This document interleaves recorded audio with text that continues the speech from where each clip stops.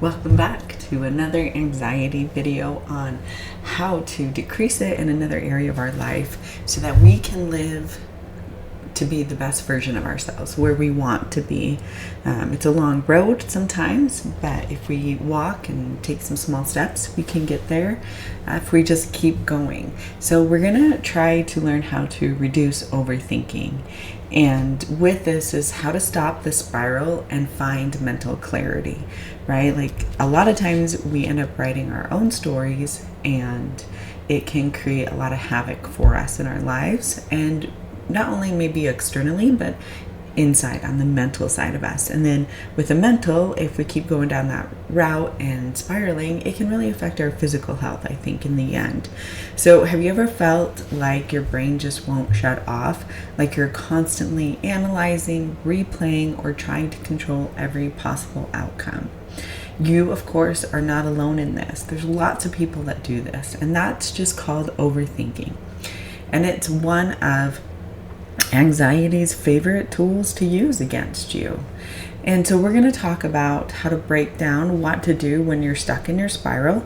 We'll explore how to catch overthinking in the moment to create some mental space and choose some new thoughts. Also, we're going to set some mental boundaries and finally let go of the clutter that's taking up way too much room in our mind, right? If we allow anxiety to let us spiral, then what happens is we are no longer in control, and we will have less space for the things that we actually want to focus on and work on, because we are giving up really our power to our mind and allowing it to overthink for us. So how can we start this process where we reduce our overthinking with anxiety?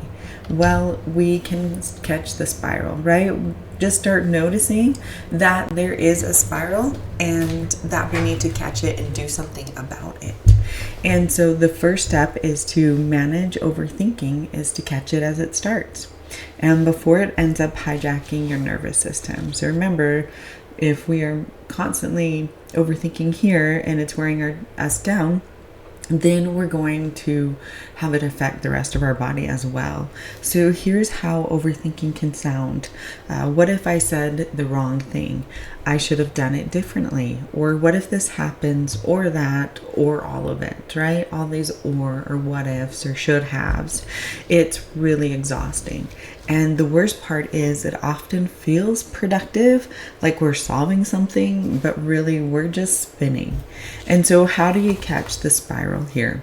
Well, notice the loop. Are you thinking the same thing, the same thought in 3 different ways?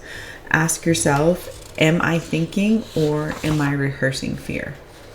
And set a spiral signal, like a physical cue, like a hand on your heart that reminds you this is a thought loop, not the truth.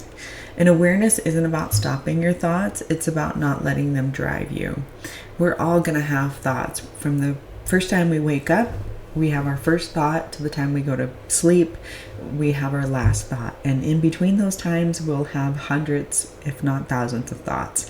And we really need to understand what thought we're going to give space to and what thought we're going to kind of let go, recognize, and then just let it leave our mind space.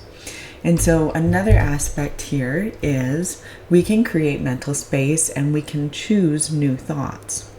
We're not stuck in this spiral. We don't have to stay there.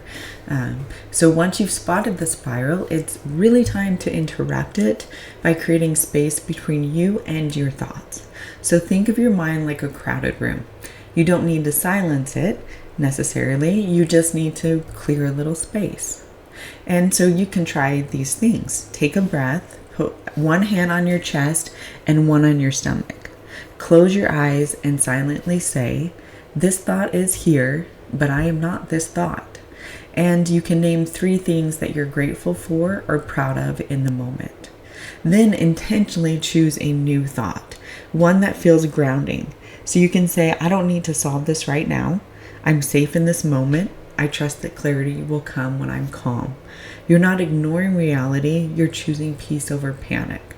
And I like to say that the best way to rehearse these new thoughts or to role play them is to do so before you actually have your anxious thoughts. So if you know that you spiral and you know what you normally spiral over, then you should practice some new thoughts so you have them ready to go for you when you need them.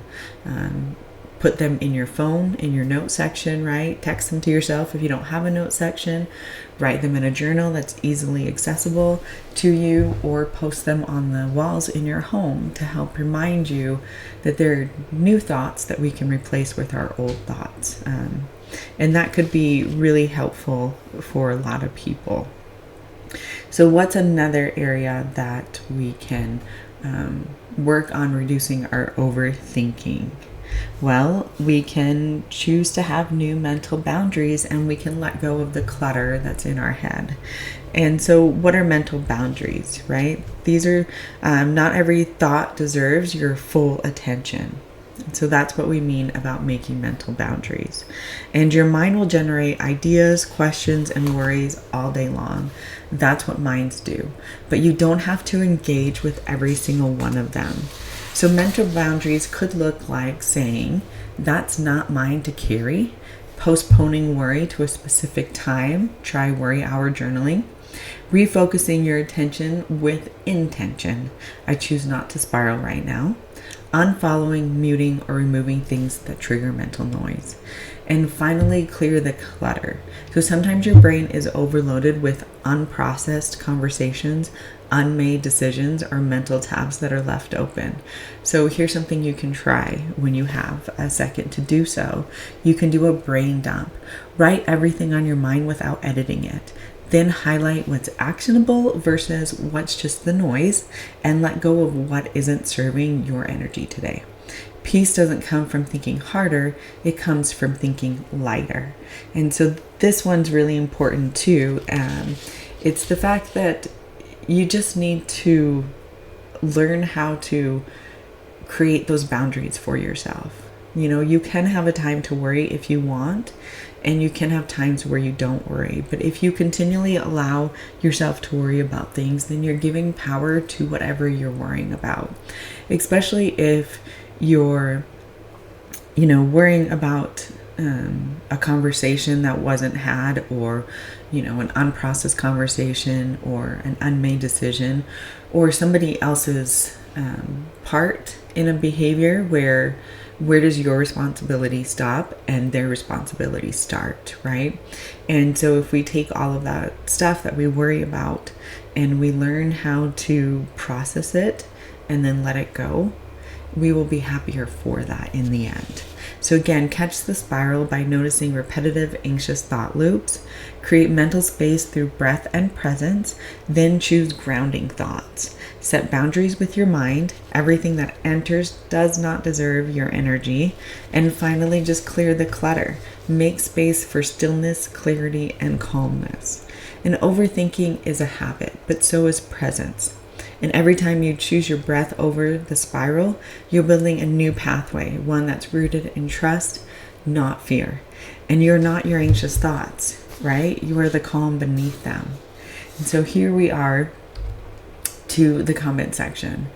Do you have a hard time reducing your overthinking? Do you actually spend a lot of time overthinking? I know sometimes this one can be a hard one for me. And so I really have to work on giving space for the processing, and then understanding that the rest is just not for me to deal with and to let it go. So have you learned that? Is it easy for you to let things go and move on? And if it is, what mental boundaries did you come up with to help you do that? Or what tools do you utilize? We would love to hear that. So let's get the conversation started. And the last thing is the journal that I had created. This one's on self-discovery, self-love, and self-discipline. There will be an anxiety one coming, hopefully within the next month. But for this one, I want to let everybody know that self-love reminds us that we are worthy, not someday, but now. That self-discovery invites us to listen to our own voice, to reconnect with who we really are beneath the noise. And self-discipline, well, that's the quiet commitment to keep showing up for ourselves, even when it is hard. This journal is really your space. It's not about perfection, it's about presence. It's about tuning in, being honest, and holding space for your healing, growth, and your truth. So grab a pen, take a deep breath, and let's begin this journey together.